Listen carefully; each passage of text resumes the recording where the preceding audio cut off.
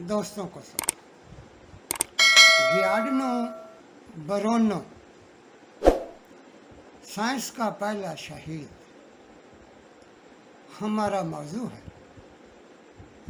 بات کرتے ہیں.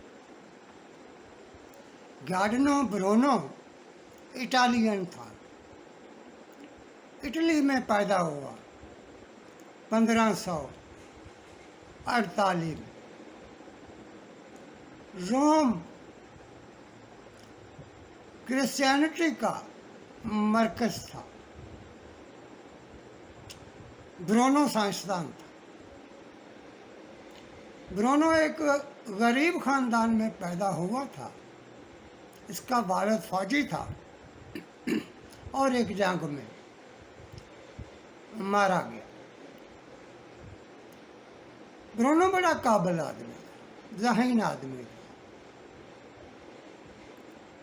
اور اس کو بہت بڑی سزا دی گئی تھی. برونو کو زندہ جلا دیا گیا تھا. چرچ کی سزا تھی، چرچ کا فیصلہ تھا. برونو کو زندہ جلایا جائے، برن لائف. اور برونو کو زندہ جلایا گیا، اس لیے اس کو سائنس کا شہید کہا جاتا ہے.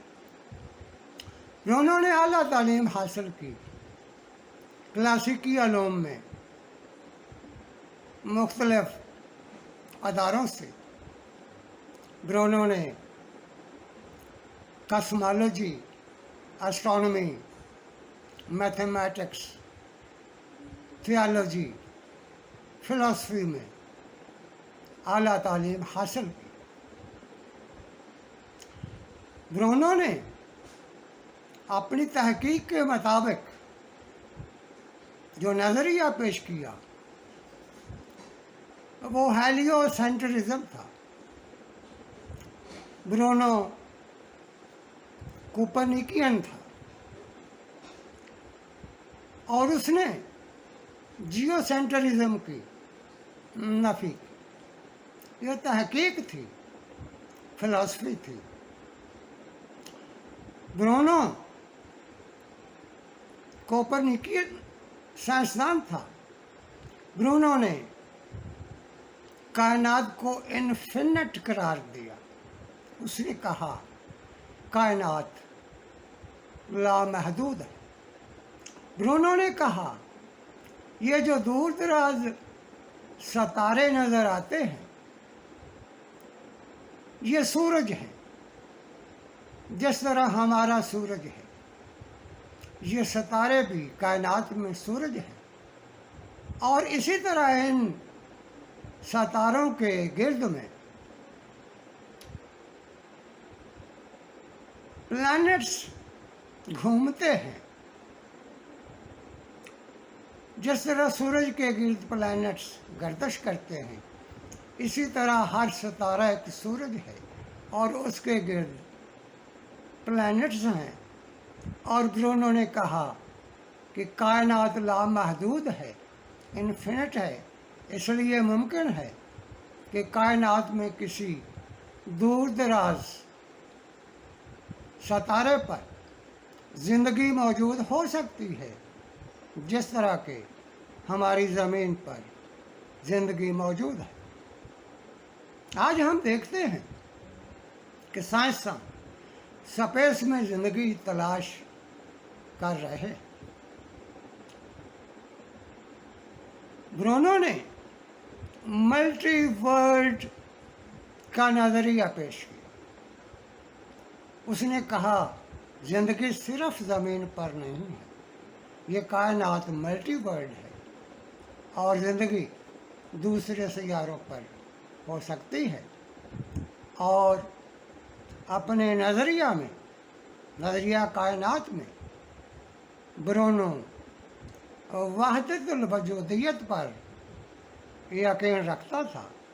اس کا کہنا تھا کہ کائنات کا آغاز ایک ہے اور یہ جو مختلف چیزیں ہمیں نظر آتی ہیں کائنات میں، زندگی ہے، کہیں ستارے ہیں، جو کچھ بھی ہے، ان کا آغاز ایک ہے۔ اس طرح سے برونو نے وحدت الوجودیت اور اشتراکیت کا نظریہ پیش کی۔ اس کے ساتھ ہی چرچ اور برونو میں تنازع شروع ہو گیا تھا، اس لیے برونو اٹلی سے جنوا چلا گیا۔ جنوا میں برونو کو لیکچرشپ مل گئی، جنوا یونیورسٹی میں اس کو پروفیسر کا درجہ مل گیا۔ جب برونو نے وہاں اپنے نظریات پڑھا ہے تو اس کا اختلاف پیدا ہو گیا، اور وہاں پروفیسروں نے جو کہ جیو سینٹرزم پر یقین رکھتے تھے، انہوں نے مخالفت کی تو برونو کو وہاں سے نکال دیا گیا۔ اس کے بعد برونو فرانس چلا گیا۔ فرانس کا بادشاہ ہنری سائنس میں دلچسپی رکھتا تھا، اس نے برونو کو اہمیت دی، عزت دی، احترام دیا۔ وہاں برونو نے اپنی کتاب لکھی، شیڈوز آف آئیڈیاز، کہ سائنس میں، فلسفی میں خیالات ذہن میں کیسے پیدا ہوتے ہیں اور پھر ان کی تصدیق کے لیے سائنس تجربات کرتی ہے۔ اس کے علاوہ بھی برونو نے اپنی ریسرچ پر بہت سارے پیپر لکھے۔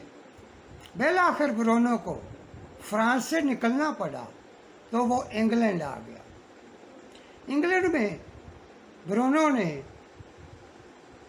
تھیالوجی میں، مذہب میں پی ایچ ڈی کی ڈگری حاصل کی، آکسفورڈ یونیورسٹی سے پی ایچ ڈی کی ڈگری حاصل کی، اور اپنے نظریات لوگوں کے سامنے رکھے تو برونو کو انگلینڈ سے بھی نکال دیا گیا، اور بالآخر وہ واپس اٹلی آ گیا۔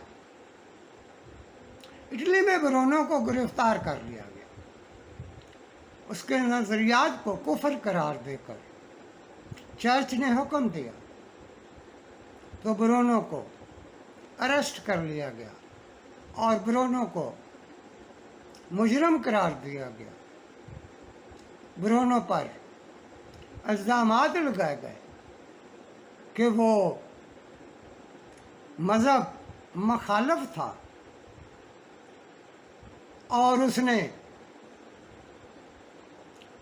جو اعتراضات اٹھائے تھے وہ بائبل کے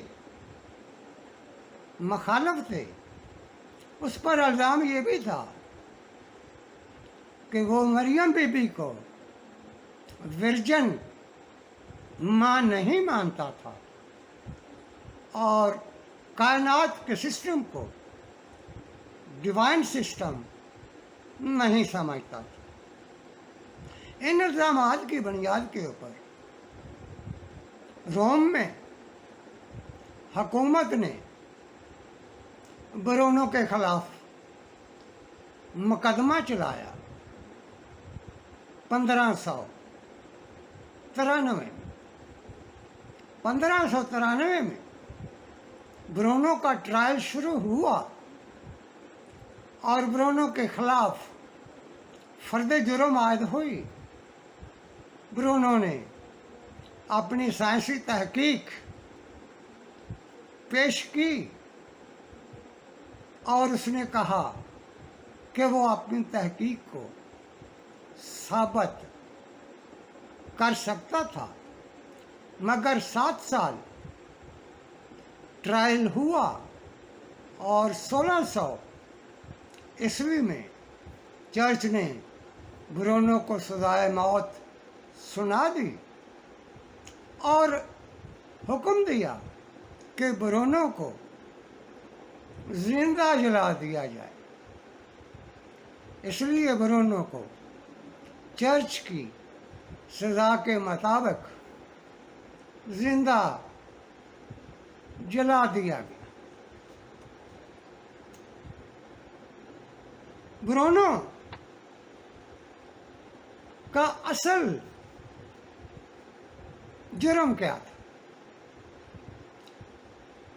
असल जुर्म ये था कि उसने जियो सेंट्रिज्म की मुखालफत की और हेलियो सेंट्रिज्म की हमायत की। जियो सेंट्रिज्म क्लासिकी समाज का, क्लासिकी कल्चर का बुनियादी नज़रिया था, जिसके मुताबिक कहा गया था कि कायनात का मरकज़ ज़मीन है और कायनात ज़मीन के गिर्द गर्दश करती है। इस नज़रिया को मजहबी नज़रिया करार दिया गया, हालांकि ऐसा नहीं था। ये नज़रिया तो यूनानी साइंसदान अरस्तु ने पेश किया था और इस नज़रिया को क्लॉडियस टोलेमी ने मॉडल के तौर पर पेश किया था।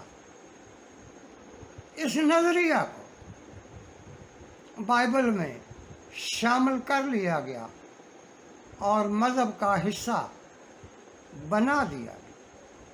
तो इस बुनियाद के ऊपर क्लासिकी तहजीब कायम हुई, जिसमें बादशाह था, चर्च था और करप्शनलिट थी।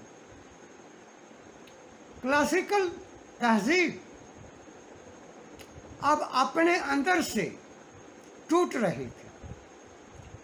इसमें तरक्की के इम्कानात ख़त्म हो चुके थे। गुलामदारी निज़ाम कायम कर दिया गया था और उस निज़ाम में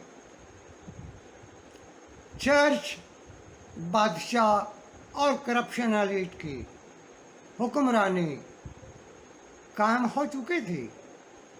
क्लासिकल तहजीब अब स्टेटस को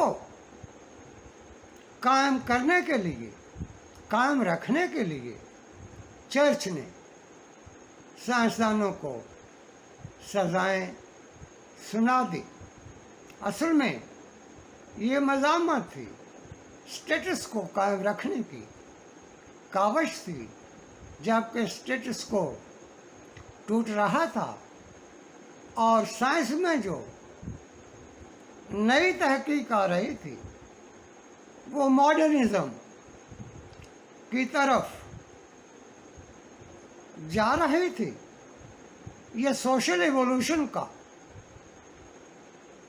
निज़ाम है कि मुआशरे में जब भी नई टेक्नोलॉजी आती है, कंट्राडिक्शंस पैदा हो जाते हैं, दो तबके पैदा हो जाते हैं और फिर उन दो तबकों में तज़ादात की बुनियाद पर एक जंगो जदल का निज़ाम आता है। हम आज फिर उसी तरह तज़ादात में है। नई टेक्नोलॉजी आ चुकी है, डिजिटल टेक्नोलॉजी नई टेक्नोलॉजी है और नई टेक्नोलॉजी के साथ बहरान आता है, समाजी बहरान पैदा होता है और समाजी जंग होती है, सियासी जंग जारी है। हम पाकिस्तान को देख रहे हैं। पाकिस्तान में दो तबके नक़्दे मुक़ाबल है। एक तबका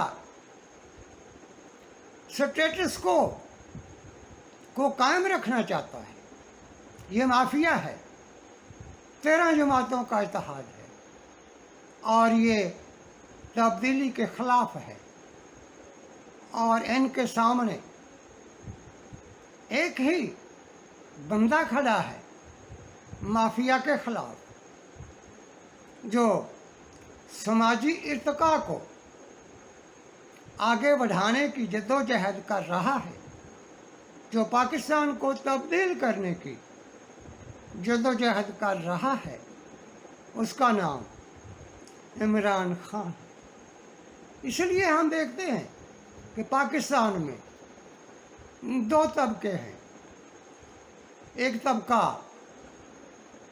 स्टेटस को कायम रखने वाला, करप्शन को कायम रखने वाला और करप्शन की बुनियाद पर अपनी हुकूमत कायम करने वाला तबका है, जो इत्तेहादी है, और इनका इत्तेहाद सिर्फ स्टेटस को कायम रखने के लिए है, अपनी हुक्मरानी को कायम रखने के लिए, जबकि इमरान खान तब्दीली का नुमाइंदा है। ये लड़ाई है पाकिस्तान में, और ये हम सब देख रहे हैं।